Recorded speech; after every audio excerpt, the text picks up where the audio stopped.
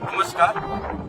હાલ છે તે વર્ષા ઋતુ છે એટલે સાપોના દરમાં પાણી જાય. બીજા નંબરમાં સાપ છે તે શિકારની શોધમાં આપણી આસપાસમાં સામાન્ય રીતે સાપોની સંખ્યા છે તે વધારે જોવા મળતી હોય તો ત્યારે અમારી ટીમ દ્વારા રોજે રોજ છે તે ઘણા બધા સાપોને રેસ્ક્યુ કરી અને બરડાના પ્રાકૃતિક આવાસમાં અમે તેમને રિલીઝ મુક્ત કરીએ છીએ. તો આજ રોજ પણ અમે આ જે રેસ્ક્યુ કરેલા સાપ છે તેને મુક્ત કરવા માટે આ બરડાના પ્રાકૃતિક આવાસમાં આવ્યા છીએ.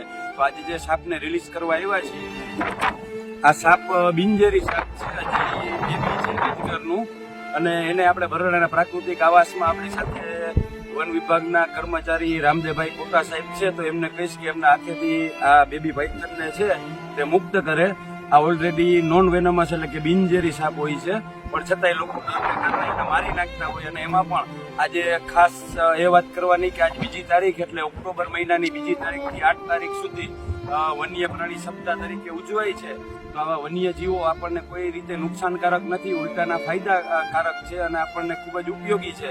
તો ક્યારેય આવા જીવો છે આપણી આસપાસમાં જોવા મળે તો એને મારવા નહીં, માત્ર ને માત્ર રેસ્ક્યુઅર અથવા તો વન વિભાગનો સંપર્ક કરવો.